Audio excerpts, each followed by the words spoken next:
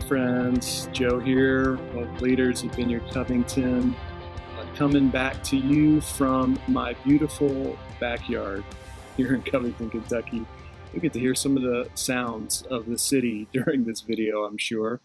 Hey, we're talking about missional practices. If you remember last week, we started off asking for eyes to see the people that Jesus is most in need of being with, the people furthest from him. And I hope that you're able to practice that a little bit. Today we're going to continue into our missional practices series, talking about asking deeper questions, or really just better questions, to get below the surface in our relationships and really understand people better by asking good questions. I don't know about you, but there are a lot of relationships in my life that are with people that don't know Jesus, and all we really talk about is surfacey stuff about sports or weather or food. Those are all great things, but I think that we know that if we really love people and we love Jesus, that stuff comes out of us. So how do we get below the surface? It's not easy, but I know that Jesus was a master at asking questions, right? Some of my favorites that he asked were, "Who do you say that I am?" And "What do you want me to do for you?" Or you remember in John 21 where he asked Peter more than once, "Do you love me?" But I want to focus on one from Luke 24 today. It's the Road to Emmaus story. You know it. After Jesus had risen from the dead, he hadn't revealed himself to a ton of people yet. And two of his followers were walking along, talking, bemoaning what had gone on with his crucifixion. Just incredibly sad. He comes up upon their conversation and asks them, what is this conversation that you are holding with each other as you walk?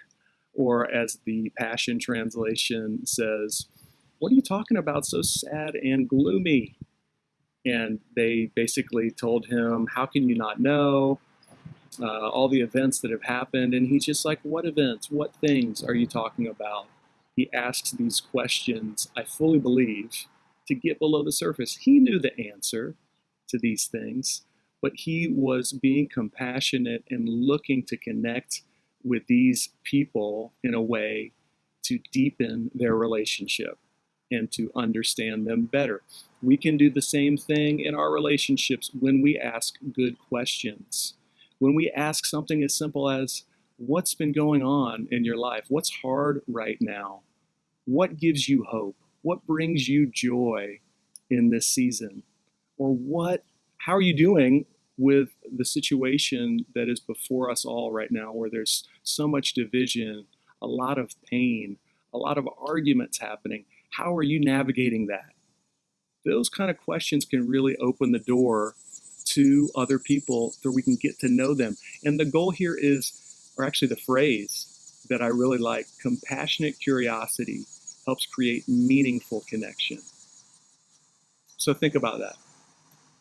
If you are curious in a compassionate way because you love people, you have a great chance to create a meaningful connection with people that you know, your coworkers, your neighbors, other people in your life that don't know Jesus.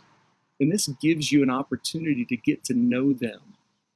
And you remember in our Deep Relationships series, we talked about seeking to understand when it came to hard conversations. And I would say that should be our posture really in every conversation.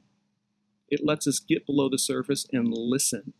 And that's really the action this week. What we want you to do and what we want you to practice with us is to ask God to give you opportunities to go below the surface, have deeper conversations with people outside the family, that you would have good, meaningful questions to ask them with a compassionate posture, and the opportunity and goal being to connect meaningfully.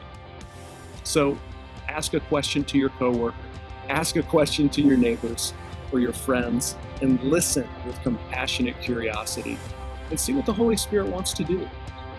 Have fun practicing this week with us. We want to hear how it's going. We will see you next time.